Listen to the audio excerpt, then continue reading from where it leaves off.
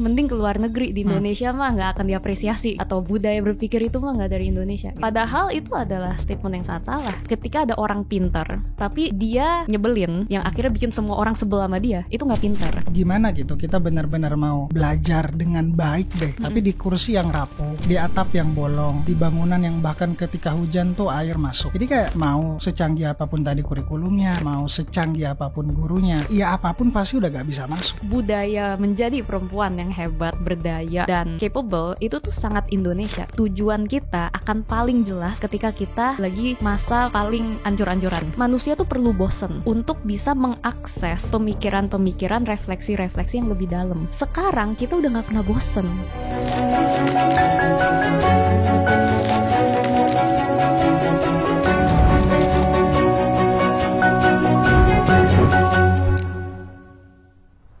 Abigail Muria, sosok yang peduli tapi juga tajam, banyak cara dalam ia bersuara lewat platformnya WhatsApp Indonesia. Dalam bukunya Makanya Mikir seolah mengingatkan kita bahwa kepedulian tanpa logika hanya jadi emosi, begitu juga logika tanpa empati hanya jadi kesombongan. Kalau bahasanya Abi, ngapain pintar kalau nyebelin. Selamat datang di Cerita Masyarakat, Kak Abigail. Thank you udah ngundang aku ke sini. Wow, senang banget bisa ngundang Kak Abi datang hari ini karena akhir-akhir ini banyak sekali lewat di FYP saya soal buku Makanya Mikir. Iya. Dan itu salah satu buku yang menarik banget, aku udah hatamin bukunya. Wah, thank bahkan you banget kemarin loh. sampai dibaca di Aceh sama teman-teman di Aceh. Oh ya? Ya. Oh wow, thank you banget. Siap. Aku pengen mulai dari selamat datang di Cerita Masyarakat di Cemas ini, Kak. Kita selalu ingin mendengarkan cerita-cerita yang kita anggap tuh harus diwariskan. Dan bagi Rian, Kak Abi punya cerita yang menarik dan wajib gitu orang-orang untuk mendengarkan. Nah, jika saya kasih seperti warisan apa yang kira-kira ingin Kak Abi wariskan gitu, sebagai bentuk cerita yang mungkin akan dikenang. Kira-kira ada 1 atau 2 cerita yang ingin Kak Abi wariskan nggak? Cerita apa? Cerita yang pengen diwariskan yang kayak aku diingat sebagai cerita itu kah? Ya. Menarik. Sebenarnya mungkin kalau misalnya cerita yang terhubung ke aku pengen diingat aja sih sebagai mungkin seseorang yang berkontribusi sedikit banyak ke budaya berpikir di Indonesia.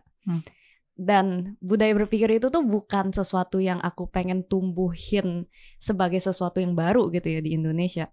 Tapi aku pengen bantu orang ingat bahwa sebenarnya budaya berpikir itu tuh punya sejarah yang panjang banget di Indonesia. Yang dimana bahkan negara kita itu berdiri, merdeka, tumbuh karena banyaknya fondasi perdebatan, pembelajaran, dan budaya intelektual yang sangat-sangat dalam gitu. Jadi kan seringkali mungkin sekarang gitu ya, banyak yang kalau misalnya ngelihat orang-orang yang pintar atau yang bergelar tinggi atau mungkin yang menciptakan sebuah inovasi, pasti komentarnya tuh kayak sayang mending ke luar negeri, di Indonesia mah nggak akan diapresiasi gitu, atau budaya berpikir itu mah nggak dari Indonesia gitu. Nah padahal itu adalah statement yang sangat salah, karena kalau kita ngelihat ke sejarah itu budaya berpikir dan intelektualitas di Indonesia tuh sangat panjang. Jadi kalau misalnya ada cerita yang pengen dikaitkan ke aku, yaitu cerita gimana budaya berpikir itu kembali diingat sih. Dan salah satu cara memperjuangkan lewat cara berpikir itu udah ditulis juga dalam bukunya. Salah satunya. Ya. Jadi karya-karya aku yang tadi kamu sebut itu semuanya benang merahnya kan pengen bantu orang untuk lebih banyak berpikir dan berdiskusi dengan bermakna dan dalam ya. Ngomongin asal muasal budaya berpikir, itu gimana akhirnya Kak Abi tuh bisa berpikir tentang kayaknya penting deh berpikir tentang berpikir fokus gitu untuk kayak memberi sumbangsi tentang budaya berpikir. Ada nggak trigger yang memantik itu? Tentunya aku nggak lahir tiba-tiba langsung kayak berpikir tuh penting gitu, enggak ya, enggak lah. Dan seperti semua hal-hal yang sekarang kita perjuangin secara mendalam, kayak misalnya kamu dengan cemas, distrik berisik dan sebagainya, kan pasti kisahnya itu tuh panjang ya. Yang dimana dari kecil mungkin ada sedikit demi sedikit, ada ketemu ini, belajar ini. Jadi kayak dikit demi dikit semakin discover gitu. Sebenarnya ternyata ini sih benang merah atau inti dari yang aku pengen kejar gitu. Nah sama aku. Jadi misalnya aku dari kecil emang diceritain sama orang tua aku, sama banyak orang-orang yang misalnya saudara gitu tuh, aku selalu nanya. Aku anak kecil yang mungkin dibilang nyebelin karena semuanya ditanya. Kayak misalnya contohnya, dulu aku kan dulu pas masih kecil banget kan tidurnya sama orang tua aku kan. Tapi habis itu semakin gede disuruh tidur sendiri dong. Pas disuruh tidur sendiri aku nanya, kenapa aku harus tidur sendiri? Orang tua aku bilang karena kamu udah gede. Terus aku bilang, mami papi udah gede masih tidur bareng, kenapa aku harus sendiri? Gitu. Terus habis itu ada emak aku, waktu itu dia jatuh, jadi sekarang habis itu jadi jalannya pakai tongkat. Tongkatnya coklat gitu, terus rada ngelengkung gitu ya. Aku tanya aja kenapa harus jalan pakai tongkat, kenapa tongkatnya warna coklat, kenapa ngelengkung di atas nggak lurus. Jadi semuanya aku tanya. Dan jadi dari itu mungkin udah kelihatan ya dari awal bibitnya emang sangat-sangat punya rasa ingin taunya tinggi, terus penasarannya tinggi, suka mikir tentang hal-hal, kenapa ini begini, asal muasalnya begini, kok kalau misalnya aku disuruh gini ada hal-hal kontradiktif yang begini-gini gitu. Kayak aku sesimpel juga aku pernah mempertanyakan misalnya waktu itu suka kalau ketemu kan ada yang ngomong kan kayak, aduh kamu kok gemukan gitu. Tapi at the same time disuguhin makanan terus. Nah terus aku bilang, ini jadi sebenarnya mau aku gemukan atau mau aku kurusan gitu. Karena kata-kata sama aksinya tuh bertolak belakang. Jadi apa? Dan itu aku tanya gitu kan. Nah mungkin aku sangat-sangat beruntung tumbuh besar di keluarga yang mengakomodir pertanyaan itu semua. Mereka jawab. Dan mereka gak pernah marahin aku untuk itu. Nah dari situ, jadi mungkin aku tumbuh besar, terus aku masuk sekolah. Nah sebenarnya menariknya pas SD, kesukaan aku untuk bertanya tuh rada padam di situ. Karena ya itulah ada budaya-budaya yang kayak diketawain atau misalnya kayak lu tau lah ya yang budaya-budaya itu. Gue ada pengalaman yang ketika gue mencoba speak up pada saat SD diceng-cengin gitu kan. Tapi gue lebih parah Kak, karena dulu tuh kayak gue divonis, bahkan sempat keliling cari obatnya, gue gagap. Gagap. Jadi kayak bicara tuh pasti auto diketawain. Bahkan sempat ada pengalaman sama satu guru yang juga ikut ngebully. Sampai kemudian ya gue merasa gak pengen lagi deh bicara, gak pengen lagi deh bertanya. Dan Kak Abi sendiri kan di satu titik di mana lingkungannya mendukung gitu. Awalnya untuk rasa penasarannya. Abis itu masuk ke yang gak mendukung kan, yang di SD sempat padam dikit. Nah tapi lagi-lagi beruntung orang tua aku selalu encourage setiap kali aku pulang sekolah ditanya, kamu belajar apa dan kamu nanya apa. Nah itu yang menarik menurut aku ya. Orang tua aku gak cuma nanya aku belajar apa, tapi aku udah nanya apa di sekolah. Itu kan artinya, itu kalau ketika kita bertanya itu udah 2 langkah lebih daripada cuma paham. Karena kita paham, kita formulasi pertanyaan selanjutnya gitu kan. Nah jadi mungkin ada ke-maintain. Nah aku pindah sekolah pas masuk SMP SMA, dan di situ sekolahnya lebih encouraging environment-nya, dan itu mulai tumbuh lagi sepertinya. Nah dari perjalanan aku sekolah, aku selalu suka banget bawa pelajaran yang aku pelajarin keluar dari bangku sekolah, yang maksudnya artinya apa yang aku pelajarin aku coba terapin di keseharian aku. Contoh simpel, aku belajar matematika, bikin formula function gitu, itu ya pelajaran. Nah bisa aku pakai formula function itu untuk bikin hitung-hitungan supaya aku bisa maksimalin gimana aku bisa tetap ngerjain PR tapi nonton anime sebanyak-banyak ya gitu. Jadi per hari aku bisa nonton segini jam karena per hari aku punya jam segini gitu lah. Jadi aku pakai gitu.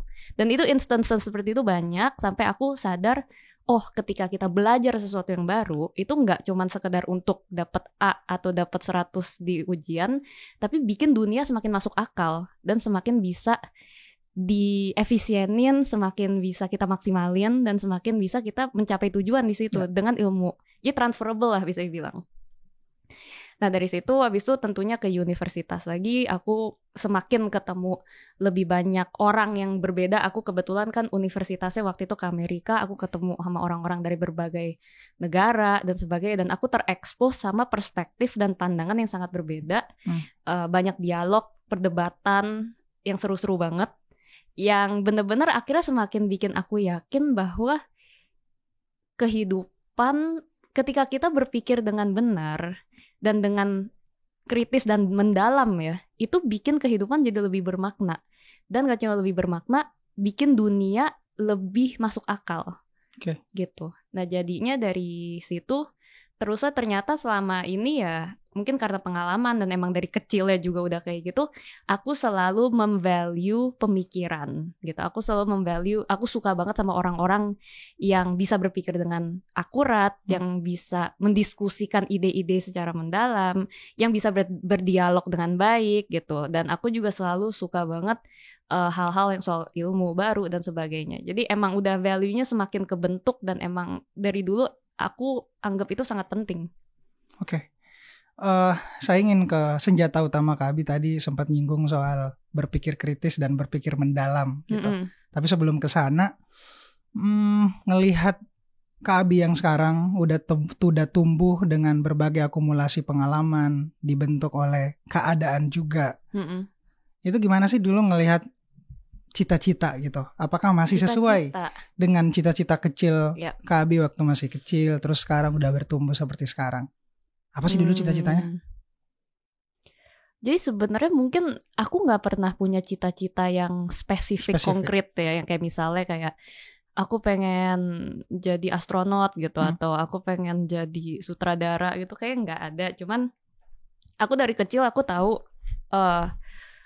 aku sekarang aku baru bisa deskripsiin dengan kata-kata gitu. Cuman dari kecil aku selalu mencari tempat di mana aku bisa berdampak gitu.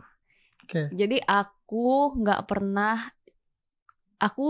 selalu ngerasa janggal atau out of place gitu ya ketika aku berada di sebuah komunitas, organisasi atau apapun itu yang aku nggak punya peran atau aku nggak bisa berdampak di situ. Jadi misalnya kayak contoh waktu itu aku ingat banget, aku pernah, ini pas SD gitu, aku ada gabung ke grup nyanyi gitu. Nah, ya udah seru-seruan aja kayak kita nyanyi bareng atau apa segala. Tapi aku galau. Padahal ya teman-teman ada apa segala. Dan ketika orang tua aku tanya, kenapa? Aku bilang kalau aku keluar dari grup ini masih bisa berjalan gitu.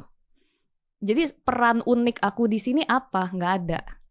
Nah jadi emang dari kecil tuh selalu ada pemikiran itu. Nah artinya kan aku bisa konklusiin mungkin dari kecil cita-cita aku tuh bisa berdampak ya, sesimpel itu sebenarnya. Dan berdampak dengan unik yang cara aku gitu.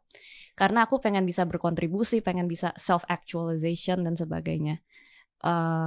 Tapi tentu itu masih dalam konsep yang sangat abstrak, yang masih perlu diterjemahin dan akhirnya juga perlu bertahun-tahun untuk aku bisa mendaratin dan terjemahin keinginan abstrak itu.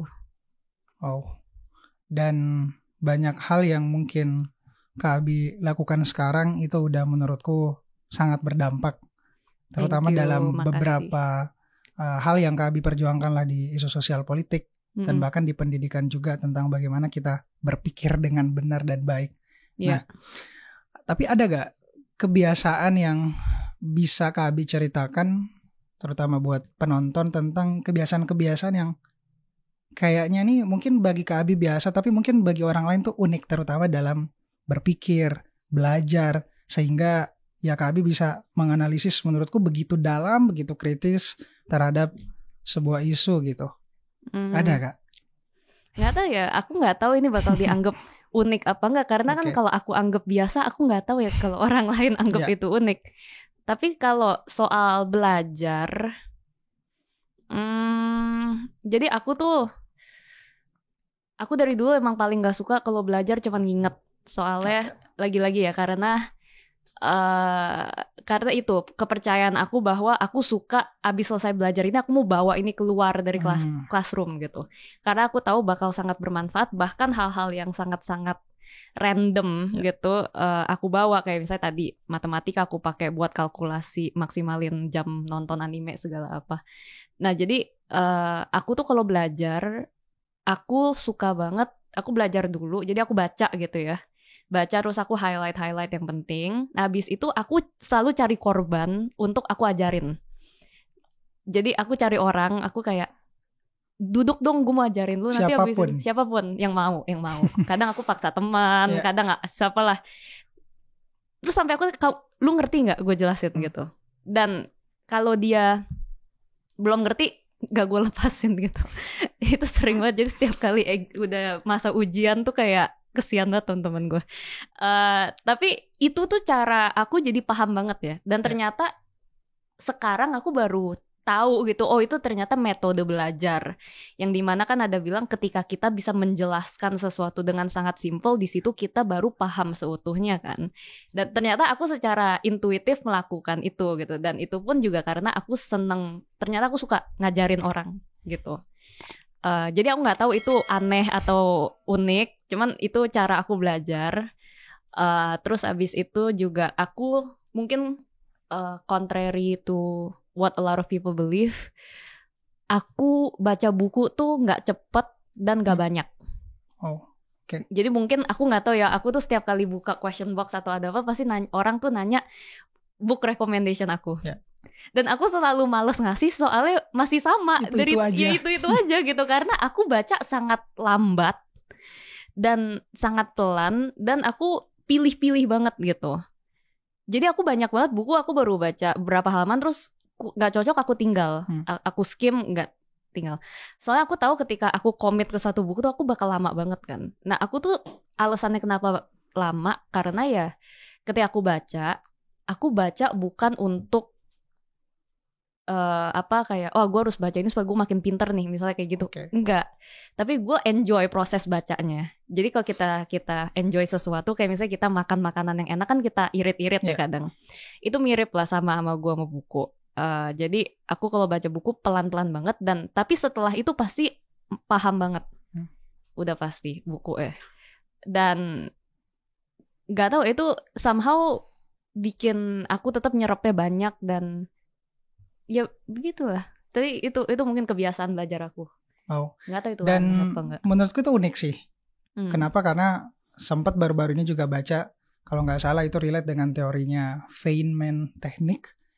Itu lebih ke arah kita milih satu objek yang pengen kita pelajarin, terus teach it, kita benar-benar ngajarin itu ke anak kecil, baru kemudian itu kita review apakah anak kecil itu paham, terus kita improve lagi. Jadi menurutku setuju ketika kita ingin menguasai satu bidang sampai benar-benar master, coba ajarin gitu ke orang. Karena ketika kita memutuskan untuk ngajarin sesuatu hal, pasti kita juga akan terus berusaha untuk nge-improve, baca lebih dalam, dan tentu ini yang bikin kayak kita akan menguasai bidang tersebut.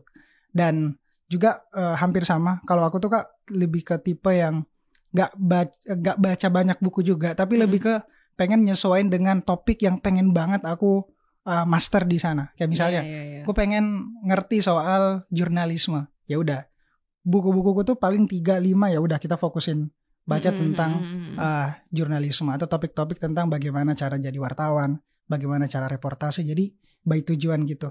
Paham. Dan sampai sekarang aku punya satu buku yang benar-benar ngebentuk bagaimana Rian bisa jadi sekarang. Judul bukunya tuh Agama Saya Adalah Jurnalisme.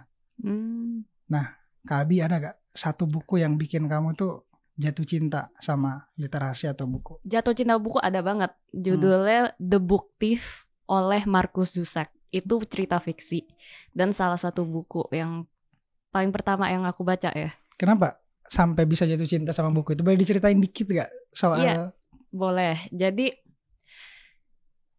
dia pertama tuh cara penulisannya luar biasa unik ya, yang dimana mungkin aku kasih konteks dikit. Jadi dia buku itu fiksi cerita tentang dulu di Jerman ketika masa Nazi. Nazi itu kan suka banyak bakar-bakar buku ya. Jadi buku-buku pengetahuan, buku apapun tuh dibakar karena itu bagian gimana caranya mereka mengkontrol orang-orang di situ dan propaganda. Nah, jadi pembakaran buku tuh marak. Di situ ada ceritanya tentang satu anak gadis Jerman yang dia secara nggak sengaja diajarin baca tulis sama seorang Yahudi, yang orang Yahudi kan pas masa Nazi kan diburu ya. Nah, jadi keluarga Jerman dia tuh nyembunyiin satu orang Yahudi di basementnya dia, dan dia jadi berteman sama dia dan diajarin baca tulis sama orang itu, dan di situ dia jadi jatuh cinta sama literasi, dan dia jadi nyuriin buku yang mau dibakar. Gitu. Nah, itu nyeritain soal persahabatan antara si gadis Jerman ini sama orang Yahudi yang disembunyiin di basementnya dia, tentang kekuatan literasi dan menulis dan membaca, tentang tentang kematian yang sering terjadi, tentang kebencian manusia, terus tentang coming of age dia. Jadi banyak banget tema-tema yang luar biasa bagus banget, dan itu ditulis dari perspektif kematian yang dipersonifikasi gitu sama author-nya. Jadi kalau buku kan, kalau misalnya kita baca fiksi suka ada narator gitu ya. Nah, ini bukunya naratornya tuh kayak Grim Reaper. Karena pas masa itu kematian ada di mana-mana. Nah, jadi lu bayangin kita baca cerita soal persahabatan, soal literasi, kekuatan kemanusiaan, tentang perjuangan untuk hak-hak manusia, tapi di perspektif kematian yang selalu mengintai dan makin ngejar gitu. Dan kematian itu tuh dia deskripsiin ketika orang diperhadapkan sama kematian itu, sama dia, orang-orang tuh cara nyambutnya beda-beda dan apa. Jadi kayak bukunya poetik banget, eksplorasi tema-tema yang sangat berat dan sangat-sangat kompleks. Dibungkusnya narasinya itu unik, luar biasa.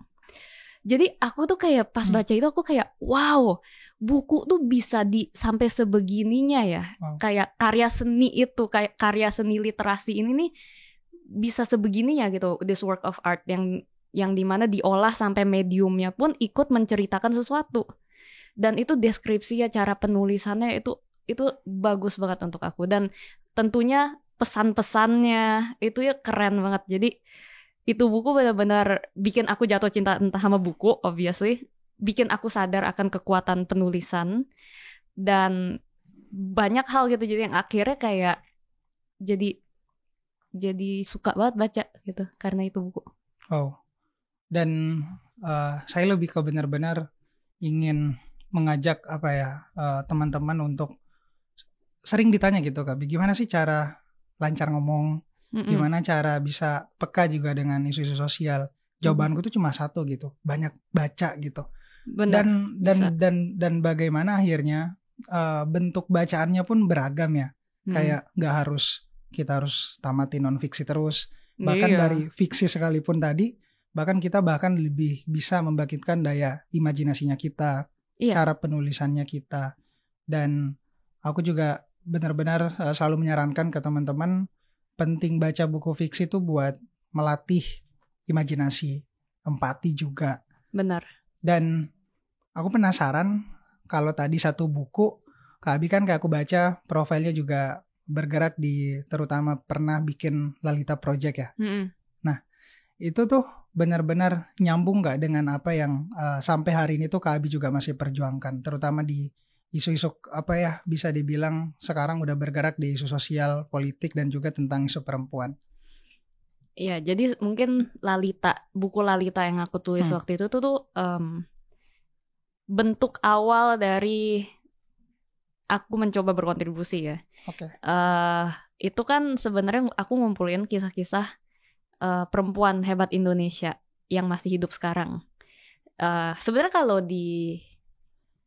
distill ke intisari tetap tentang pendidikan dan ngajak orang-orang untuk berpikir ulang kan. Karena waktu itu asumsinya, dan ini buku itu kan terbit 2018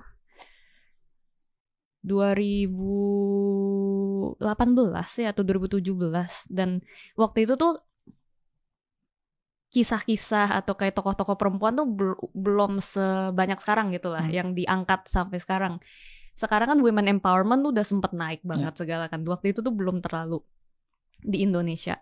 Dan aku pengen dengan Lalita itu aku pengen ngasih tunjuk bahwa ya mungkin lagi-lagi mirip ya bahwa kita banyak loh perempuan hebat Indonesia di sekitar kita.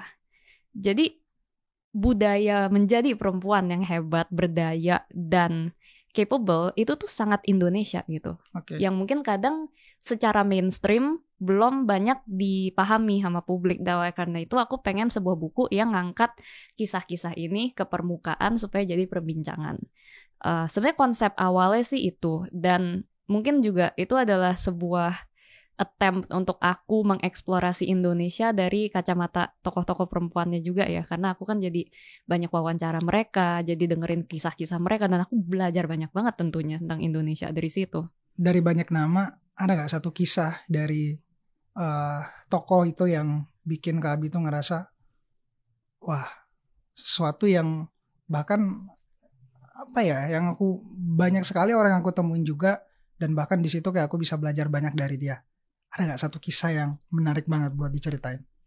Sebenarnya banyak banget ya, susah untuk milih, cuman yang paling memorable gitu. Iya. Untuk aku salah satu yang paling memorable tuh ketika aku dengerin kisah Butet Manurung yang bikin sekolah rimba ya. Mungkin bukan karena kisahnya sendiri semata, cuman karena tokohnya tuh sangat-sangat luar biasa,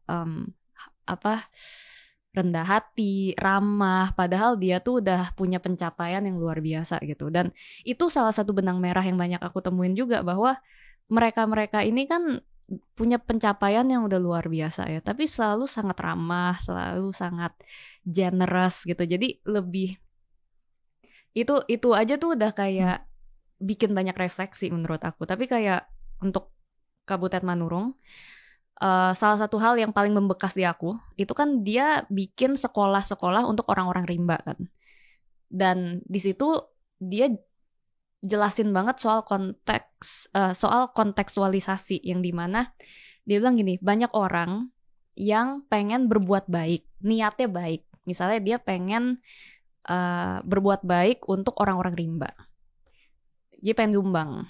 Nah tapi mereka nyumbang apa? Mereka sumbang sepatu. Nah padahal orang-orang rimba itu mereka perlu manjat pohon, mereka perlu merasakan tanah untuk berburu apa segala, tidak terpakai sepatu itu gitu kan. Nah itu tuh benar-benar ngajarin aku bahwa niat baik sendiri itu tidak cukup tanpa penalaran yang tepat dan tanpa fakta-fakta yang tepat. Berapa banyak di dunia ini yang akhirnya ada tindakan-tindakan merugikan padahal niatnya baik.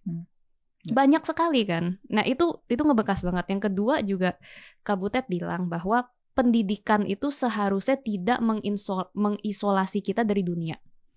Yang dimana dia sesuaiin kurikulum sekolah rimba itu ke kebutuhan-kebutuhan yang ada di rimba. Yang kebetulan mereka butuhnya apa? Mereka perlu mengadvokasi supaya tanah mereka nggak diambil, nggak dibodoh-bodohin sama pemerintah. Artinya mereka butuh apa? Mereka harus paham hukum, paham baca tulis gitu. Nah itu jadi dikontekstualisasi ke tantangan yang emang mereka akan hadapi di dunia nyata. Nah itu bikin aku refleksi ke pendidikan Indonesia gitu kan. Berapa banyak dari kita yang ketika kita duduk di kelas, kita malah diem-diem main HP karena bosen, ngerasa ini nggak relevan. Atau pendidikan yang kita dikasih itu tuh malah kita ngerasa, aduh aku nanti belajar di internet aja deh semakin lebih berguna gitu, aku nggak terlalu belajar di sekolah. Nah itu kan artinya pendidikan itu malah mengisolasi kita dari dunia kan, bukannya malah menyiapkan kita untuk jadi manusia yang fungsional dan bisa berkontribusi. Dia malah ngasih kita pengetahuan yang mungkin kadang outdated, yang malah kita akhirnya ngerasa bosen di sekolah, nggak belajar, kita malah belajar ya dari konten-konten lain setelah sekolah gitu. Nah itu esensi pendidikan yang aku belajar banget, yang benar-benar kayak bikin aku refleksi banyak dari kisah Kak Butet sih. Wow. Dan ini nyambung hari ini juga kan, kritik-kritiknya Freire masih nyambung lah sampai sekarang tentang bagaimana tuh pendidikan ya harus membebaskan gitu dan nyambung seperti apa yang disampaikan tadi. Tapi juga kayak aku lebih melihat juga bahwa Freire mengkritik tentang fenomena banking education, banking system, di mana anak tuh seolah dikasih kayak apa ya, bacaan-bacaan aja gitu, disuruh membaca kayak diisi, terus kayak benar-benar nggak coba dibangkitkan nalar imajinasinya, apa pengetahuan yang untuk lebih mendalam, tapi ya udah kayak nabung aja. Nah, saya pengen tanya, apa sih makna pendidikan bagi Kak Abi sendiri gitu? Iya, yang kayak tadi aku pengen tanya balik. Pendidikan harusnya membebaskan tuh artinya apa ya tadi? Membebaskan benar-benar kayak, kalau aku tuh sejalan dengan mungkin filosofinya Ki Hajar ya, lebih ke arah bagaimana hari ini gak hanya dilihat dari satu perspektif aja, tapi bagaimana benar-benar membuat anak tuh bisa menghidupkan kodratnya gitu sebagai manusia. Dan sampai hari ini kayak aku percaya bahwa setiap anak tuh punya potensi yang beragam dan unik gitu. Jadi ketika dia diseragamkan, ketika dia benar-benar hanya berusaha dicetak ya dalam satu sistem yang kemudian dia seperti produk dijual layaknya pabrik gitu. Ini kritiknya Montessori tentang bagaimana hari ini pendidikan kita ya udah kayak kita dicetak seragam. Nah, itu tidak membebaskan karena dari sistem yang betul-betul ngejerat kita gitu. Nah, kayak aku pengen membebaskan tuh artinya ya kita memaksa juga dalam tanda kutip anak tuh untuk mencari tahu apa sih yang lu mau gitu. Apa sih yang harusnya gue kerjakan dalam konteks yang mungkin gue bisa selesaikan gitu. Mungkin di unit terkecil di daerah. Makanya tadi nyambung dengan sekolah rimba yang lebih memprioritaskan, memfokuskan dengan karakteristik dari daerah tersebut. Nah, arti bebasnya tuh menurutku ke sana. Oke. Berarti maksudnya supaya mereka bebas menjadi apa yang mereka ingin kejar dan diri mereka yang versi terbaik diri mereka lah gitu. Yeah. Bukan cuman sekedar diseragamin, disuruh jadi udah kamu gini aja gini gitu. Menarik. Kalau untuk aku, pendidikan tuh pasti harus ada tujuannya ya. Yeah. Jadi kalau untuk aku tadi yang sekolah rimba yang Kak Butet bilang, aku setuju tapi menurut aku itu bukan the whole essence of pendidikan gitu untuk aku. Untuk aku pasti ada dua. Dan ini berhubungan karena fungsi manusia di dunia ini ada dua juga. Yang pertama itu untuk memaksimalkan potensi pribadi. Yeah. Ya, kita sebagai manusia, sebagai seorang individu, kita harus bisa memaksimalkan potensi kita supaya kita bisa jadi manusia berdaya yang bisa survive pertama. Kita bisa survive, kita bisa thrive juga di dunia ini, kita bisa berkontribusi dan kita bisa menjaga diri dan sesama gitu ya. Jadi ini ada aspek pribadinya. Nah, ini nih yang ditekenin banyak juga di beberapa halaman makanya mikir, yang dimana untuk kita jadi manusia yang berdaya, apalagi di konteks dunia sekarang, kita itu harus bisa berpikir benalar dengan tepat, dengan akurat. Kita harus bisa melihat sebab akibat itu, terus habis kita tarik konklusi dengan tepat. Kita harus bisa bedain ranah realita sama preferensi, supaya ketika kita berdialog sama orang atau ketika kita menganalisa sebuah permasalahan nggak keliru gitu kan ya. Nah, ini kan perlu kita punya skill itu untuk bisa hidup gitu. Jadi ada supaya jadi pribadi, memaksimalkan potensi pribadi. Tapi at the same time, kita juga adalah manusia yang hidup berkelompok atau dalam sebuah negara. Ya. Dan itu kan grup ini nih ada banyak layer lah. Ada sebagai negara, ada sebagai unit keluarga, atau sebagai tim dari sebuah perusahaan misalnya, atau sebagai murid di sekolah atau apa. Ya ada banyak lah peran-peran kita di dalam organisasi kelompok gitu. Nah, itu juga harus diajarin bagaimana kita bisa bernegara dengan baik. Karena negara ini kan berfungsi ditopang oleh skill dan kemampuan berpikir orang-orang yang ada di dalam ya kan, apalagi negaranya demokrasi misalnya gitu. Pada akhir misalnya gini, semua orang yang hidup di negara ini pasti harus nyoblos. Artinya semua orang harus punya ilmu dasar demokrasi dan bagaimana negara ini berfungsi, ya kan? Nah, jadi sekolah itu, pendidikan juga menurut aku harus menyiapkan manusia untuk bisa menjadi anggota dari organisasi itu. Jadi nggak bisa cuman self-actualization atau kayak memenuhi potensi pribadi, tapi juga harus gimana bisa jadi fungsional dari bagian bernegara atau bahkan keluarga atau organisasi. Jadi 2 itu menurut aku. Ya. Dan hari ini kita kayak bisa ngelihat, kalau aku balik lagi tadi ke filosofinya Ki Hajar, bahwa tujuannya untuk mencapai kebahagiaan yang sejati juga, dan sadar betul peran fungsinya di masyarakat, itu menjadi nyambung. Tapi beberapa hari ini ketika aku keliling, setidaknya dengan platform yang aku jalani di sekolah tanah air, kayak ngelihat masalah besar kita benar-benar ada di bagaimana hari ini akses pendidikan yang betul-betul belum sampai gitu, sampai ke level-level yang hari ini menurutku penting dijaga, terutama di desa. Dan itu bikin aku kayak merasa bahwa bagaimana gitu kita bisa benar-benar memprioritaskan pendidikan ke tingkat yang menurutku tuh lebih serius gitu. Kayak aku ngelihat hari ini APBN dengan porsinya yang lebih besar gitu, 20%, 700 triliun, tapi masih banyak anak-anak di sekolah di tanah air itu belum mendapatkan akses yang sama gitu. Nah, Kak Abi ngelihat masalah pendidikan kita hari ini tuh krusialnya di mana? Paling krusial.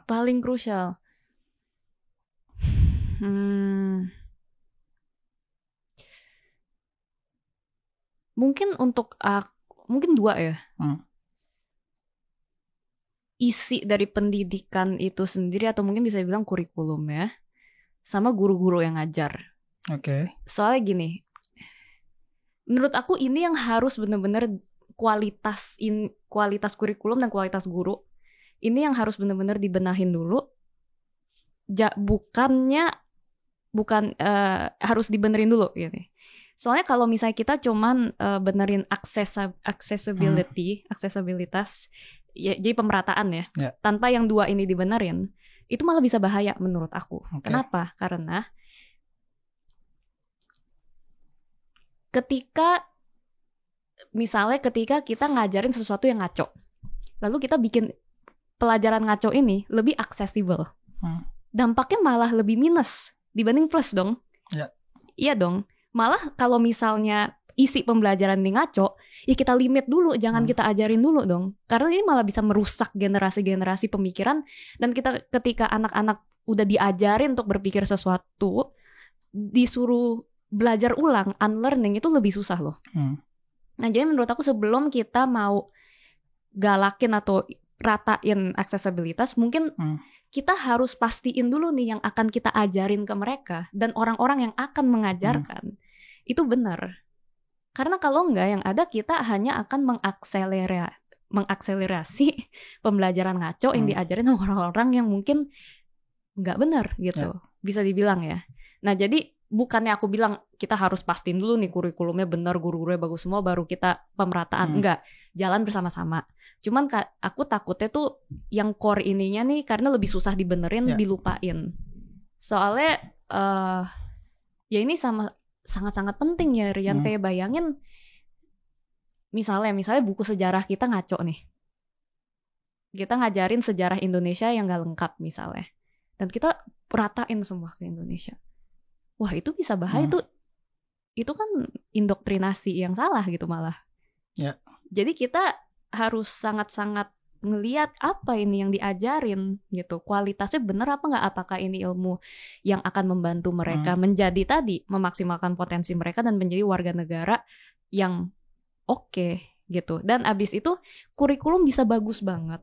Tapi kalau yang ngajarin itu juga mungkin ngajarinnya kurang oke, atau mungkin ngajarinnya malah salah, itu juga kan bisa ketransfernya juga ngaco gitu kan. Jadi guru itu sangat-sangat penting, harus sangat-sangat diperhatikan.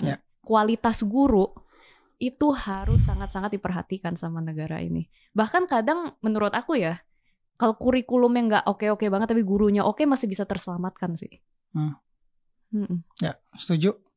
Tapi kayak kita ngelihat realita hari ini, bahkan saya sempat diskusi juga dengan beberapa orang yang berusaha bangun kurikulum dan segala macam, dan kemudian berganti tokoh dipilih, akhirnya kurikulum juga berganti, akhirnya nggak benar-benar punya peta gitu.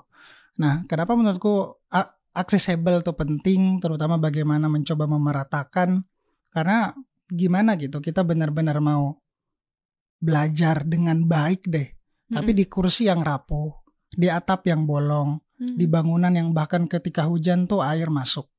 Jadi kayak ya apapun pasti udah gak bisa masuk. Dan ketika ngelihat langsung, ketika ini gak diprioritaskan, itu bikin aku mikir ya, mau secanggih apapun tadi kurikulumnya, mau secanggih apapun gurunya, tapi kalau gak bisa bikin situasi nyaman untuk belajar, kayak aku jadi pikir fasilitas bakal maksudnya. sulit. Ya. Fasilitas. Dan itu yang kita lagi usahakan sekarang, gimana nyediain kelas yang layak, didorong dengan ekosistem yang benar-benar serius gitu, antara guru, antara masyarakat juga sebagai ekosistem, karena bagi gue ya sekolah ya termasuk ekosistem sosial kan, dan di situ juga gak boleh aja gitu kayak fokus di dalam kelas, tapi di luar kelas yang lebih kontekstual. Dan menurutku permasalahannya di situ. Dan setuju fokus kepada guru, karena hari ini yang bisa memantik entah ya apapun lah, mimpi, ambisi benar-benar di guru gitu. Kayak kurikulum berganti, kepala sekolah bisa berganti, tapi guru tuh abadi gitu. Nah, ada gak Kak Abi satu guru atau mungkin yang ngebentuk Kak Abi hari ini tuh bisa jadi kayak sekarang? Ada lah, tentu guru tuh sangat berjasa lah tentu menurut aku. Dan gak cuma satu ya, banyak sekali. Tapi kalau satu guru ada gak yang menurut Kak Abi tuh bisa ngebentuk Kak Abi banget sampai hari ini? Ada satu nama gak? Mungkin ada ya yang pas di universitas. Ada satu guru aku, namanya Tones. Dia sebenarnya yang bikin ngebentuk tuh bukan apa yang diajarin, tapi cara ya. Dan menurut aku kebanyakan tuh selalu ini gitu. Dia ngajar kalau di Universitas Amerika itu kelas tuh kan ada angkanya ya. Jadi kayak kalau misalnya 101 100 gitu. Itu tuh artinya dasar. Itu kalau misalnya 200 itu artinya udah lebih advance, 300, 400, nah itu makin naik gitu. Nah, guru aku, si Tones ini, dia selalu ngajar kelas yang 100. Padahal dia udah senior sekali dan dia udah ditawarin untuk naik level lah gitu. Jadi yang jabatannya lebih tinggi. Nah, tapi kalau jabatan lebih tinggi dia harus ngajar kelas yang lebih advance gitu. Dia nggak mau. Dia tolak. Dia bilang passion saya ngajar di kelas 100. Karena di situ saya ketemu anak-anak yang baru masuk kuliah, dan abis itu di situ 100 ini adalah fondasi, dia bilang. Dan saya passionnya di sini. Dan emang bener, dia ngajar itu passionate banget sampai dia dari awal kalau profesor tuh ada asistennya kan. Asistennya tuh ngomong ke kita, kalian hati-hati ya, maksudnya dibilang hati-hati sama si Tones ini karena dia tuh sangat passionate ketika ngajar. Jadi ketika dia ngajar, kalian ada yang nggak dengerin atau ada yang ngantuk atau ada yang ngeliat HP, dia bisa bete, ngambek, nggak mau ngajar. Gitu. Jadi kita pun sampai dia diomongin gitu tuh. Nah, oleh karena itu, dan ketika dia masuk, dia benar-benar ngajarnya tuh engaging banget ya, mungkin karena emang se-passionate itu, bener-bener seniat itu, dia pakai contoh, dia ngambil pertanyaan, dia seneng banget apa segala, diskusi hidup banget. Ya emang sampai kita nggak ada yang nggak ngedengerin gitu kan. Tapi kita juga mastiin nggak ada yang ngantuk, nggak ada yang apa, karena kita nggak mau dia ngambek nih. Dia ngambek, sayang banget, ini kan keren banget gitu. Nah, apa ya, itu tuh sangat menginspirasi aku, mungkin karena pertama, ketika aku jarang ngeliat seseorang yang se-passionate itu terhadap sesuatu. Menurut aku ngeliat bentuk passion yang murni ya. Semurni itu ya, yang kita bisa ngelihat dalam jarak dekat gitu. Itu mengubah kita untuk jadi pengen passionate tentang sesuatu juga. Itu menginspirasi aku untuk pengen nyari sesuatu yang aku tuh bisa se-passionate itu gitu kayak dia. Dan aku juga bisa lihat bahwa dia benar-benar berdampak ke kehidupan murid-muridnya karena dia peduli. Dan dia benar-benar menjalankan apa yang dia mau lakuin gitu. Dan dia juga ngajarin aku untuk kita jangan malu untuk seserius itu terhadap sesuatu. Jangan malu seserius itu terhadap sesuatu. Iya. Dia seserius itu tentang kelas 100-nya dia itu yang untuk orang tuh kayak itu mah kelas basic gampang yang pemula gitu. Dia seserius itu sampai dia nggak malu kalau baper. Kan karena dia baper karena dia serius. Dan dia bilang gini dia bilang ke kita, kan ada saying ya, bahwa ketika kita mau nanya sebuah opini terhadap sebuah topik, cari orang yang nggak terlalu passionate atau yang terlalu emosional, soalnya nanti bias gitu pendapatnya. Jadi kita cari orang tuh yang dispassionate, yang lebih tenang apa gitu, yang jauh dari topiknya gitu, soalnya mereka bisa lebih imbang lah ngasih tahu. Nah dia bilang, saya sih nggak setuju gitu. Justru cari orang yang sebaper-baper ya, karena itu artinya dia peduli. Dan ketika orang peduli, dia mau yang terbaik untuk itu. Tentu ini nggak berlaku untuk semua hal ya. Cuman untuk beberapa hal menurut aku setuju gitu. Dan jadi perspektif dia itu tuh sangat-sangat ngubah aku. Satu lagi yang menarik banget dia pernah kasih tahu tuh, dia bilang gini, kebanyakan dari kita hidup tuh menjalankan sebuah hidup yang dia sebut kehidupan dalam kurung. Artinya apa? Kita selalu taruh kehidupan kita dalam kurung. Ketika kita baca kalimat terus ada di dalam kurung, biasanya kita skip kan? Karena nggak terlalu penting gitu. Terlalu. Nah, jadi dia bilang kita selalu naruh fase kehidupan di dalam kurung. Misalnya, abis gua kelar semester ini deh, gue bakal akan seneng gitu, bakal lebih bisa nyantai.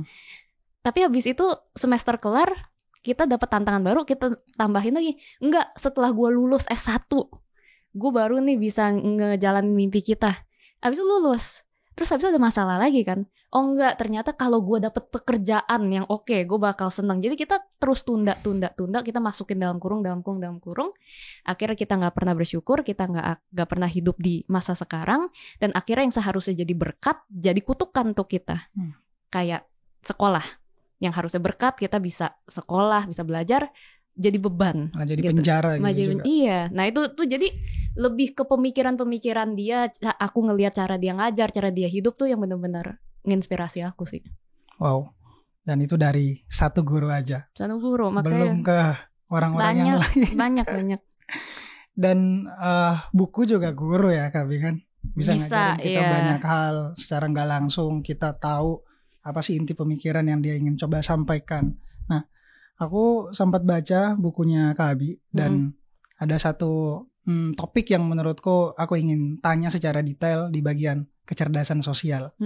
Kayak percuma pintar gitu, tapi kalau nyebelin gitu kan bahasanya kira-kira. Nah, apa sih yang sebenarnya pengen dijelasin dari bagian kecerdasan sosial itu? Jadi sebenarnya banyak ya itu bab kecerdasan sosial itu salah satu bab yang paling tebal kan dari buku ini, dan itu yang terakhir. Soalnya menurut aku ada miskonsepsi yang dimana kayak banyak orang yang dikategoriin pintar itu nyebelin gitu. Nah, ini aku pakai kutip karena ini relatif banget ya termnya ya. Nah, pasti kita pernah lah mengencounter orang-orang seperti itu yang dimana mereka pintar tapi nyebelin gitu ya, yang atau misalnya ngomongnya asal, atau misalnya setiap dikit-dikit apa-apa didebatin, abis itu kayak si paling skeptis terhadap segala hal, atau misalnya semua orang dikatain goblok gitu, kayak apa, ya masa gini aja lu nggak tahu sih, ini cara ngomongnya gitulah. Pasti ada lah orang-orang yang seperti itu. Nah, yang di bab ini coba jelasin, dan ini sebenarnya dari sebelum itu juga kita udah tekanin terus ya, bahwa di dalam buku Makanya Mikir, dan ini kepercayaan aku pribadi juga, yang dianggap pinter itu tuh bukan orang yang gelarnya tinggi atau bukan orang yang udah yang dapat nilai 10 di sekolah. Pinter itu ketika kita bisa berpikir secara akurat supaya kita bisa benar-benar mencapai tujuan kita. Ya, semua manusia punya tujuan, tapi ketika kita melakukan hal yang malah bertolak belakang dari tujuan kita, padahal kita udah memikirkan itu matang-matang, itu nggak pinter menurut aku. Kepintaran itu ketika kita tahu, misalnya kita ada tujuan, kita bisa identifikasi sebab akibat, kita bisa tahu faktor-faktor apa yang akan mendekatkan kita ke sana, kita tahu probabilitas dari opsi-opsi yang ada, lalu kita bisa ngambil langkah-langkah yang akurat berdasarkan pemikiran yang tepat gitu. Itu adalah kepintaran itu sendiri di dalam kehidupan. Nah, jadinya dengan hal itu, setelah udah banyak ngomong, yang akhirnya bab terakhir kan aku bilang, tapi sering dong kita sadar bahwa untuk mencapai tujuan, kebanyakan tujuan kita itu mengikut sertakan orang lain. Dan orang lain itu adalah faktor X yang selalu kita nggak bisa kendaliin. Iya dong, kita mau mikir seakurat apapun, kita nggak bisa ngendalin faktor orang tua kita akan bangga sama kita apa enggak. Kita bisa mikir seakurat apapun, kita nggak bisa ngatur faktor bos kita bakal tunjuk kita untuk dapat promosi apa enggak. Itu faktor X yang orang lain. Nah, oleh karena itu, ilmu atau skill untuk berempati. Berempati dalam definisi buku ini tuh adalah kita bisa mengerti, memahami orang lain secara akurat. Bagaimana posisi mereka, apa yang mereka anggap menguntungkan, merugikan, apa yang orang lain pinginin. Nah, itu empati itu adalah skill bagian dari kepintaran itu untuk mencapai tujuan. Jadi untuk aku dan di buku ini, ketika ada orang pintar yang tapi dia nyebelin, yang akhirnya bikin semua orang sebel sama dia, itu nggak pintar. Karena ketika semua orang sebel sama kita akan sulit sekali mencapai goal apapun. Karena kita adalah makhluk sosial, kita bermasyarakat, dan kita pasti memerlukan orang lain, selalu butuh orang lain. Kita nggak ada yang bisa mencapai apa-apa sendiri gitu. Kita butuh orang lain untuk mencapai apapun.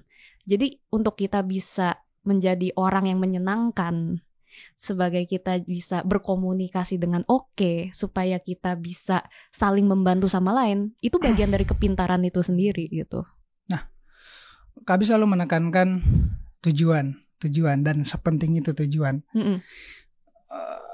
Masalahnya banyak, dan bahkan ketika saya keliling ketemu teman-teman anak muda di kampus, banyak yang bahkan bingung gitu, nggak tahu tujuan dia sebenarnya apa. Iya. Nah, gimana mungkin salah satu masukan atau tips Kak Abi buat kayak kita bisa nge-clearin masalah tujuan itu? Dan itu aku nggak salahin loh, Rian. Soalnya aku nggak tahu tentang kamu ya. Tapi untuk aku, untuk bisa tahu tujuan aku aja tuh susah banget. Lama banget gitu. Dan menurut aku gini, kita semua dilahirkan dengan sebuah keinginan, tujuan yang sangat personal dan intim banget sama kita, yang kadang kalau kita jelasin ke orang lain aja, orang lain gak akan paham. Karena itu sepersonal itu gitu. Nah, tapi kayak tadi aku udah cerita, kan awalnya aku cuman kayaknya keinginan personal yang kuat banget nih, aku pengen berdampak gitu. Nah, tapi kan perlu proses yang sangat lama, pendewasaan dan refleksi bertahun-tahun untuk aku bisa bikin itu jadi lebih fungsional ya. Jadi kayak sebenarnya berdampak dalam aspek ini loh yang akhirnya bisa dikejar gitu. Nah, untuk kita bisa akhirnya menamakan apa itu tujuan yang benar-benar cocok rasanya datang dari hati kita, itu tuh perlu proses yang lama. Dan biasanya tujuan kita akan paling jelas ketika kita lagi masa paling ancur-ancuran. Titik yang kita ngerasa kayak itu biasanya paling jelas di situ. Gak tahu gimana, cuman untuk aku pribadi ya, selalu pada masa yang aku ancur-ancur banget, dan mungkin bukan pas lagi ancurnya banget ya. Mungkin setelah udah mulai selesai lah. Itu kan refleksi tuh aku, gila kenapa bisa sampai kayak gitu ya? Kok gue bisa sampai bereaksi kayak gitu? Kenapa hal ini sakit banget ya rasanya gitu? Itu akhirnya kita kenal sama diri kita. Kita banyak refleksi, Dan kita akhirnya tahu apa yang penting untuk kita, apa yang sangat-sangat kita mau jauhi, value-value apa yang ternyata sangat kuat di kita. Menurut aku hampir nggak ada orang yang udah sangat jelas bisa artikulasiin tujuan mereka maunya apa, yang belum pernah ngalamin masa ancur-ancuran banget. Semua selalu udah kena pahit-pahitnya hidup deh.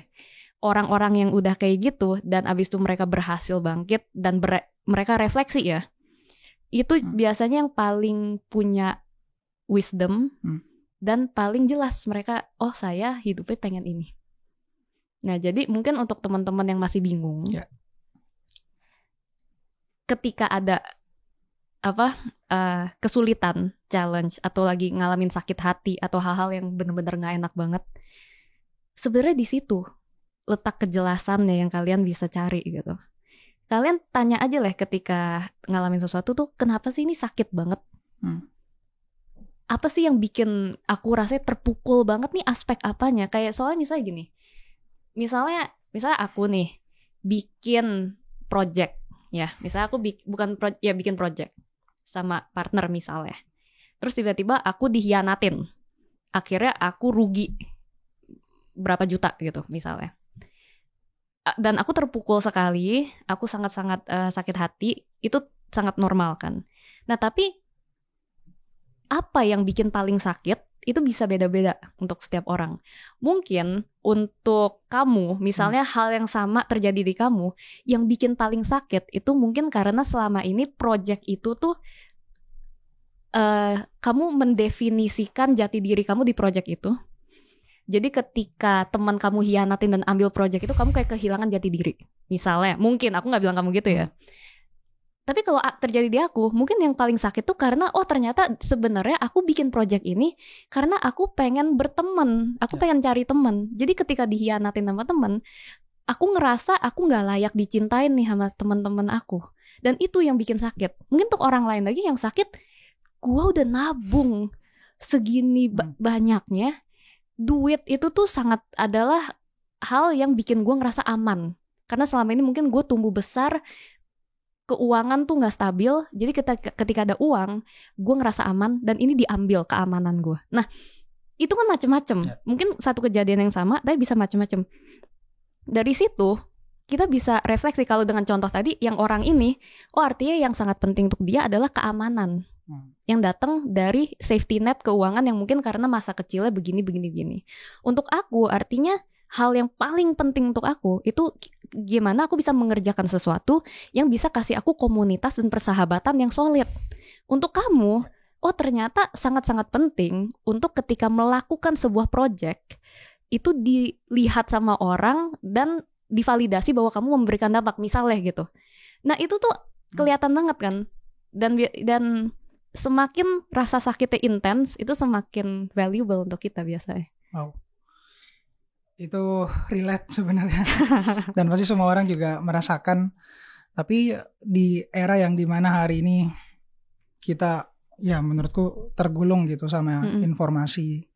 Terus setiap hari kita terpapar oleh value, nilai-nilai terus. Yang bahkan kita udah gak bisa ngendaliin diri gitu dengan baik untuk menentukan keputusan, untuk menentukan saya maunya ini, dan bahkan saya merasakan apa. Itu tuh menurutku terutama ya di era sosial media hari ini bikin kita tuh akhirnya kebingungan aja karena kita nggak connect gitu dengan diri kita, malah connect ke device, connect ke konten orang lain, sehingga kita nggak murni, ini kayaknya tujuan saya yang sebenarnya. Nah pertanyaannya adalah gimana kita nggak tenggelam di tengah arus, di tengah hari ini tuh ya kita terasa tergulung oleh ombak gitu. Gimana agar kita nggak tenggelam, terseret oleh arus di era hari ini, Kak Abi? Batasi sosial media itu. Oke. Bener yang kamu bilang, bener banget. Terlalu banyak kita terpapar sosial media, kita bosen dikit scrolling, galau dikit scrolling, seneng dikit scrolling, kita jadi mati rasa. Bener. Dan kita mati rasa, kita terdiskoneksi dari perasaan sesungguhnya kita yang kayak kamu bilang, dan yang akhirnya menggantikan adalah propaganda, iklan-iklan yang timbul di FYP kita. Akhirnya kita suka apa? Kita suka yang lagi trending. Ya.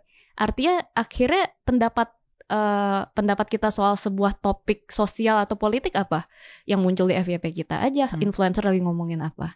Nah itu kan sangat-sangat bahaya ya. Dan benar banget yang kamu bilang, akhirnya kita nggak punya pendirian sendiri nih.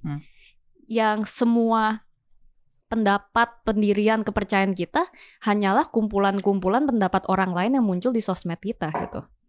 Nah jadinya menurut aku gimana caranya supaya kita tidak terhanyut dengan itu? Ya batasi dan kontrol. Ya. Dan emang kadang nggak ada cara lain ya yang daripada aku ada tuh app yang untuk membatasi berapa lama kita nge-scrolling, yang bisa nge-lock kita apa.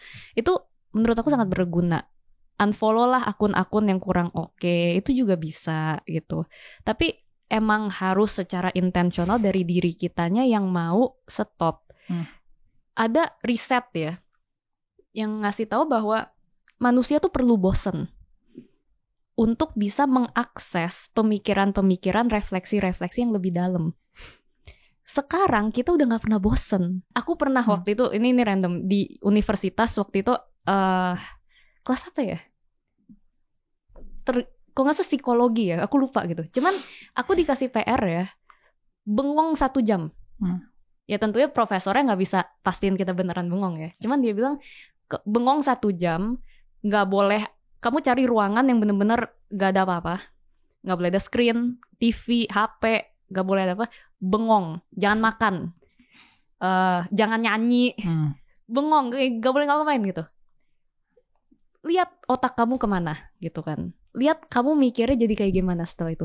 Dan aku lakuin, bener susah banget by the way, sejam ya bengong, tolong ya. Tapi habis itu tuh jadi jernih loh. Soalnya mau gak mau, aku jadi refleksi.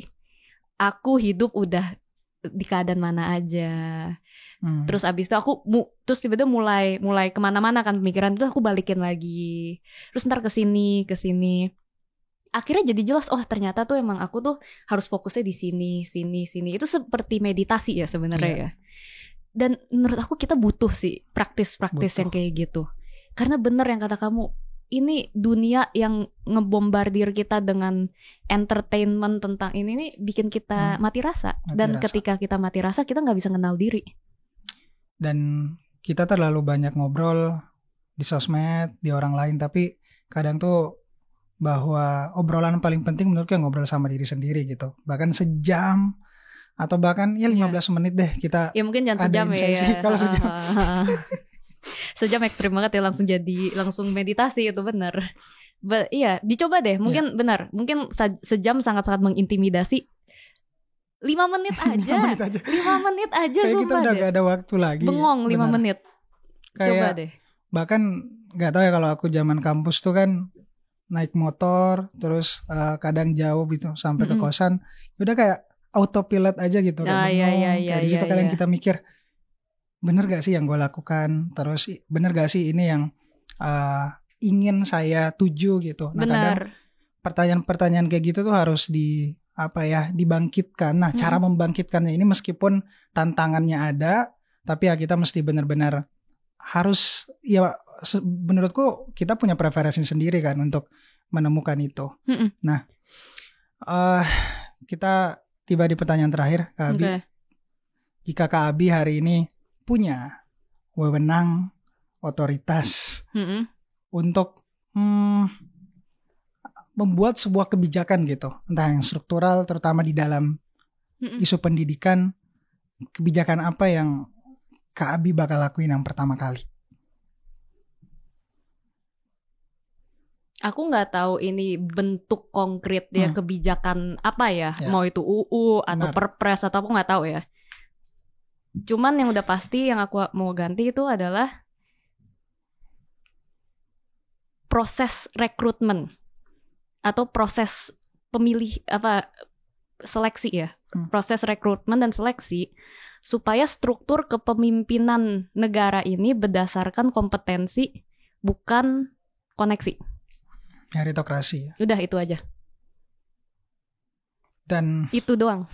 Itu doang, tapi gak doang sebenarnya. Menuju ke sana. Itu akar ya menurut aku. Iya. Kita Iya deh, itu akarnya. Jadi itu aku nggak tahu tapi bentuk apa ya. Cuman itu has something to do terhadap proses rekrutmen, seleksi, pelantikan, pemilihan, nggak tahu. Tapi pastiin itu akhirnya bakal ngubah struktur kepemimpinan kita berdasarkan kompetensi pekerjaan mereka. Pertanyaan terakhir, optimis gak Kak Abi dengan generasi muda kita yang sekarang buat ngeberesin itu? Optimis. Generasi kita itu menurut aku itu kayak tadi semakin gini, kita itu sangat-sangat baru terhadap demokrasi. Ya, kita baru milih presiden 5 kali ya. 5 kali. Jadi masih baru sekali dan banyak banget orang-orang muda zaman sekarang baru belajar apa itu demokrasi. Oh, ternyata kebebasan yang kita punya sekarang harus dipertahankan, gak akan serta-merta selalu ada. Itu belakangan ini kan. Karena banyak gejolak. Dan menurut aku gejolak-gejolak ini itu bikin generasi kita sangat melek politik dan sangat paham bahwa kita nggak bisa biarin keadaan gini-gini aja nih. Kita harus ambil alih kendali, kita harus berkontribusi supaya arah negara ke jalan yang benar gitu. Ya. Dan menurut aku ini pembelajaran yang nggak bisa diajarin lewat sekolah, lewat cuman diajarin sama guru ya. Karena ini pelajaran yang dari kepahitan itu gitu yang aku bilang tadi. Dan ini sudah diinternalisasi sama banyak banget orang muda Indonesia. Jadi aku percaya ke depannya pasti mereka akan lebih paham sih. Setuju. Dan secara angka juga kita bisa ngelihat demografi lagi naiknya, terutama kayak hari ini ya, porsi anak muda makin banyak. Ya, kita mayoritas. Tantangannya adalah sejauh mana yang banyak itu punya senjata yang betul-betul dalam dan bisa dipertanggungjawabkan. Benar, tapi menurut aku sebelum kita ngomongin senjata, harus ada kemauan dulu. Dan menurut aku inilah yang bangkit. Kemauan, kesadaran. Abis itu, barulah kita asah senjata itu kan. Tapi kalau kita asah senjata mereka nggak mau, percuma. Benar. Tapi kemauan itu nggak bisa diajarin, harus tumbuh sendiri. Dan kadang tumbuhnya itu dari hal-hal yang nggak menyenangkan. Itu dia cerita masyarakat bersama Kak Abigail Limuria. Buat teman-teman yang hari ini mendengarkan, mungkin boleh bercerita cerita apa yang menarik dari obrolan kita hari ini. Dan kalian boleh saran siapa yang akan kita undang lagi untuk bercerita di Cerita Masyarakat episode selanjutnya. Terima kasih Kak Abigail. Thank you, makasih.